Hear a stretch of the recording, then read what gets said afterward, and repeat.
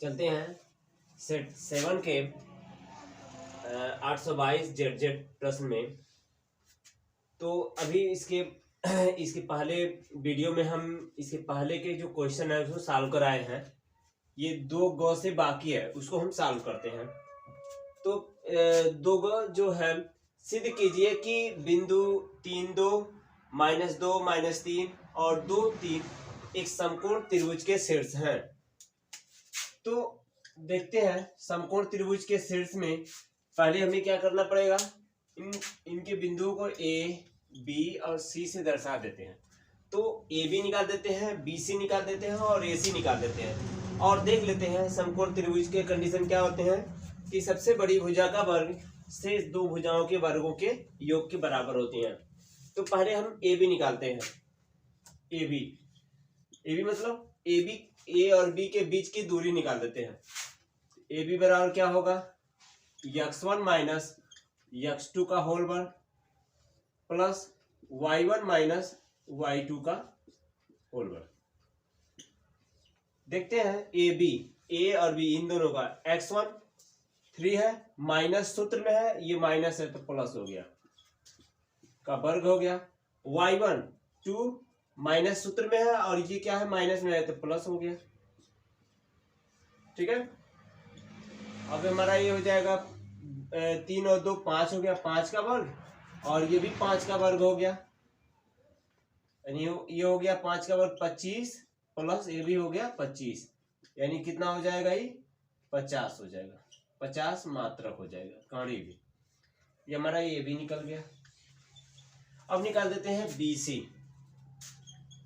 BC सूत्र वही रहेगा, x1 माइनस x2 का होल वर्ग -2 माइनस सूत्र में है -2 का होल वर्ग प्लस y1 -3 का होल वर्ग।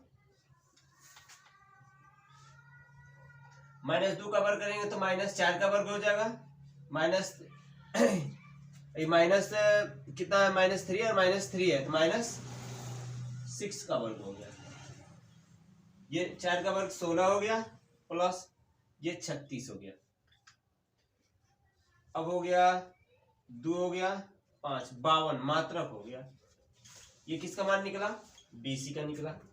अब निकालते हैं AC का मान। AC बराबर अंडर रूट क्या है, x1 माइनस x2 का होल वर्ग यानी कि 3 माइनस 2 का होल वर्ग, ठीक है, प्लस 2 माइनस 3 का होल वर्ग।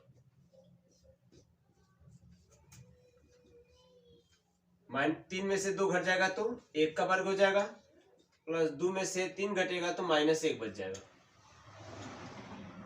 1 का वर्ग 1 होगा, -1 का वर्ग +1 हो जाएगा, अर्थात कौड़ी में कितना हो गया, 2 हो गया, मात्रक हो गया। 21 का मान निकला, AC का मान निकला। अब देखा जाए इसमें सबसे बड़ी भुजा कौन है, ये अंडर रूट है 52 है, तो हम सबसे बड़ी भुजा का वर्ग कर देते हैं, यानी BC का वर्ग। तो BC कितना है, कौड़ी में 52 है, 52 का वर्ग करेंगे कड़ी में तो कड़ी हट जाएगा तो 52 हो जाएगा। और अन्य 2 भुजाओं के वर्गों का योगफल देख लेते हैं, यानी AB का वर्ग प्लस AC का वर्ग। AB का माप कितना है, AB का माप है कड़ी में कितना है 50 है का वर्ग हो गया, और AC का मान क्या है कड़ी में 2 का वर्ग, यानी ये 50 हो जाएगा, ये 2 हो जाएगा, कड़ी हट जाएगा वर्ग करेंगे तो, यानी 52 हो गया। तो क्या दिख रहा है कि सबसे बड़ी भुजा का वर्ग शेष 2 भुजाओं के वर्गों के योग के बराबर है, अतः लिख देंगे, अतः ABC एक समकोण त्रिभुज के शीर्ष है, एक समकोण त्रिभुज के शीर्ष है। प्रूव्ड हो गया।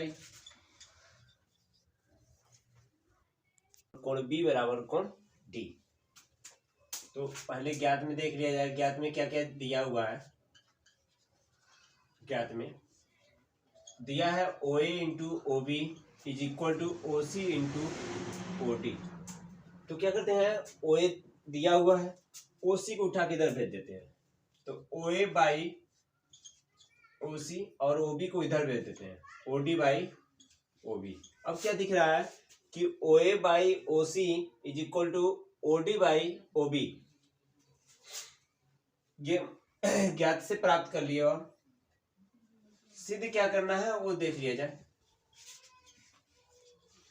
सिद्ध करना है कोण A बराबर कोण C और कोण B बराबर कोण D। उपपद में चलते हैं। उपपद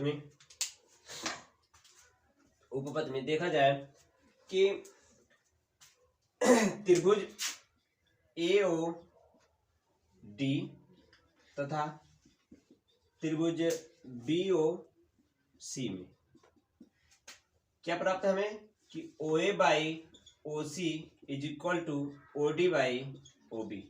ये कहां से प्राप्त है? ज्ञात से है। ठीक है, और ये इनके बीच का कोण भी बराबर है ना, इसे क्या बोलते हैं? कौन सा कोण है? शीर्षाभिमुख कोण। कोण AOD बराबर कोण BOC। कौन सा कोण होता है? शीर्षाभिमुख कोण। शीर्षाभिमुख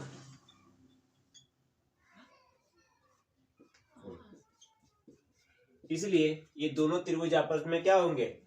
समरूप हो जाएंगे। प्रमेय नंबर 6 है। तो कोण AOD कोण का त्रिभुज AOD समरूप है त्रिभुज BOC के। तो दोनों त्रिभुज क्या हो गया? ये दोनों त्रिभुज समरूप दिखा दिए, तो हम कह सकते हैं कोण A बराबर कोण C। कोण A बराबर कोण C और कोण B बराबर कोण D। ये हमारा क्या हो गया? प्रूव्ड हो गया। चलते हैं, दूसरा का अंग है।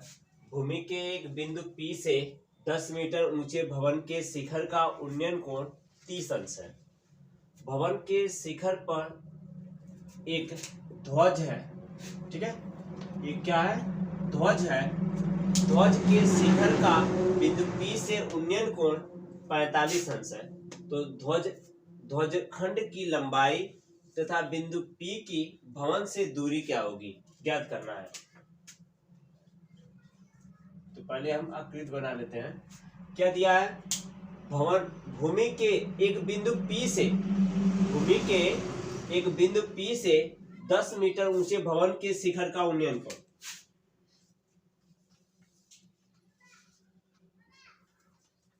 ऊंचा 10 मीटर ऊंचा एक भवन है। 10 मीटर ऊंचा एक भवन है। अब भूमि पर कहीं कोई बिंदु है, उससे 30 अंश का कोण बना रहा है। ठीक है, 30 अंश का उन्नयन कोण बन रहा है P से। हो गया। और इस भवन के शिखर पर एक ध्वज है। मान लेते हैं ध्वज की जो लंबाई है वो h मीटर का है।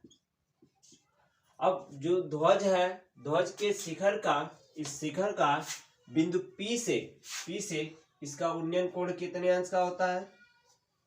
45 अंश का होता है। ये अब 45 अंश का हो गया। ठीक है, तो इस ध्वज खंड की लंबाई ज्ञात करना है। अब बिंदु P से भवन की दूरी ज्ञात करना है। इसकी दूरी को हम x मान लेते हैं। ये x है, इसको A, B और C से दर्शा दिए। तो पहले हम त्रिभुज PAC में चलते हैं। त्रिभुज PAC में, इस त्रिभुज में कोण कितना बना है? 45 अंश का। तो tan 45 अंश बराबर लंब बटे आधार। तो लंब में क्या होगा? 10 प्लस h हो जाएगा, या h प्लस 10 लिख सकते हैं। बटे कितना है? x है, तो x लिख दिए। tan 45 का मान 1 हो गया। h प्लस 10 बटे x हो गया। गुणा कर देते हैं तिर्यक। h प्लस 10 बराबर कितना? x। ये समीकरण नंबर 1 बना के रख दिए। ठीक है, अब चलते हैं त्रिभुज APB में। त्रिभुज APB में, इस त्रिभुज में कोण कितने अंश का बना है? 30 अंश का। tan 30 अंश बराबर लंब बटे आधार। तो लंब कितना है? 10 है और आधार कितना है?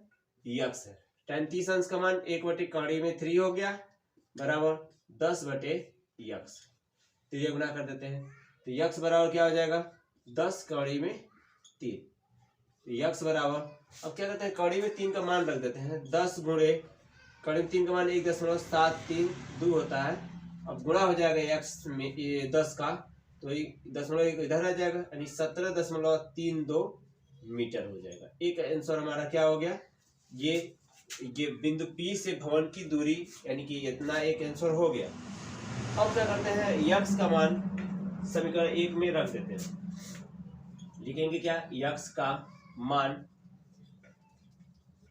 समीकरण 1 में रखने पर,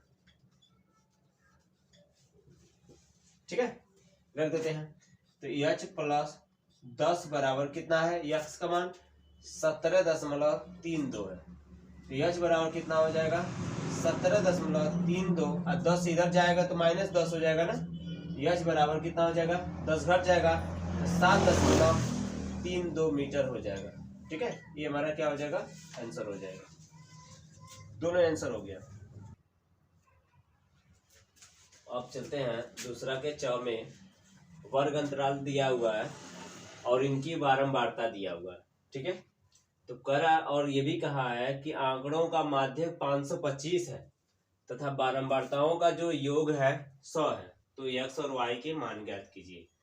तो हमने क्या किए हैं, वर्ग अंतराल बना दिए हैं, बारंबारता का कॉलम बना दिया। अब इसके अगला कॉलम होता है संचयी बारंबारता। संचयी बारंबारता में क्या करते हैं, इसको जो लिखते जाते हैं, पहले वाले तो लिख देते हैं 2, अब ये 2 जाके जुड़ेगा तो कितना हो गया 2 और 5 7 हो गया, 7 जाके इसमें जुड़ेगा तो x प्लस कितना हो जाएगा 7 हो जाएगा। फिर 7 x प्लस 7 इसमें जाके जुड़ेगा तो क्या हो जाएगा x प्लस 12 7 कितना हो गया 19 हो गया। फिर 19 इसमें जाके जुड़ेगा तो x प्लस कितना हो गया 9 7 16 6 हो गया, यानी कि हो जाएगा ये 36 हो गया। अब x प्लस 36 जाके 20 में जुड़ेगा तो x प्लस कितना हो गया 36 और 20 हो गया 56। ठीक है, और 56 जाके y में जुड़ेगा ये दोनों जाके इसमें, तो क्या हो जाएगा x प्लस y प्लस 56 हो गया। 56 x प्लस y प्लस 56 जाके फिर अगले पद में जुड़ेगा तो x प्लस y प्लस 56 और 9 कितना हो गया 65 हो गया। फिर 65 यानी ये वाला पद जाके जुड़ेगा x प्लस y प्लस 7 5 12 यानी 72 हो जाएगा। फिर जाके अगला पद में जुड़ेगा x प्लस y प्लस ये कितना हो गया 72 और 4 76 हो जाएगा।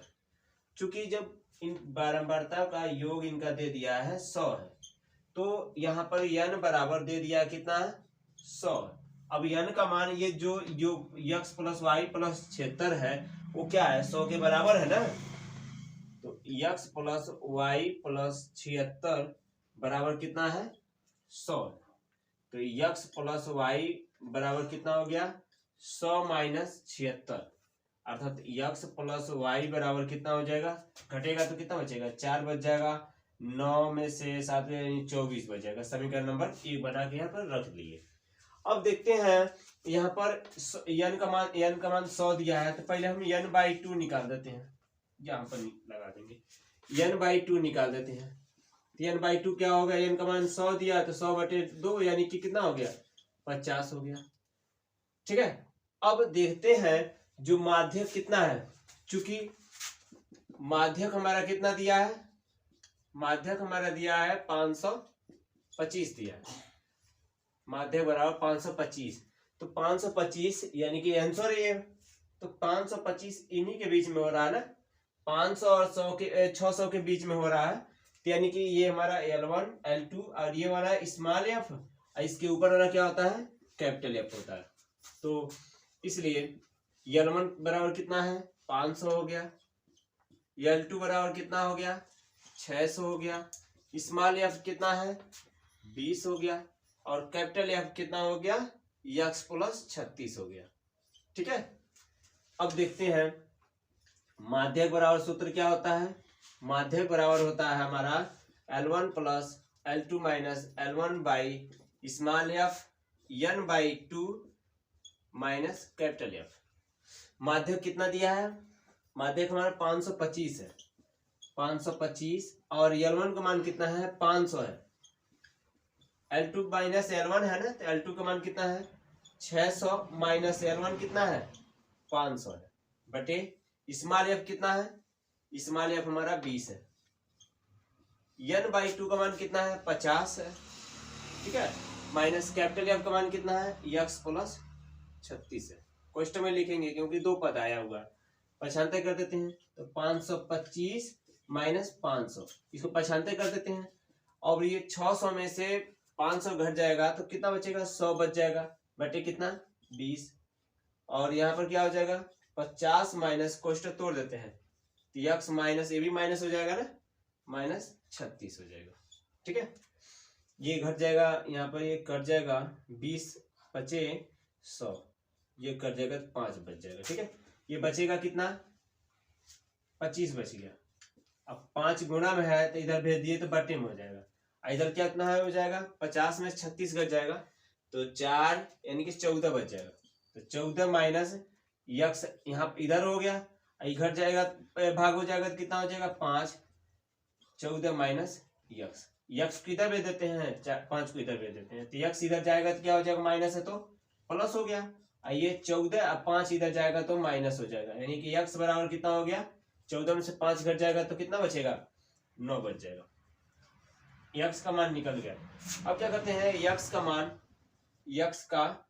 मान समीकरण 1 में रख देते हैं, समीकरण 1 में रखने पर समीकरण 1 हमारा यही है ना x प्लस वाई, एक्स के स्थान पर क्या भर देते हैं 9 भर देते हैं, तो 9 प्लस वाई बराबर कितना 24, तो y बराबर कितना हो गया 24 माइनस 9, तो y बराबर 15 हो गया, ये हमारा क्या हो जाएगा आंसर हो गया।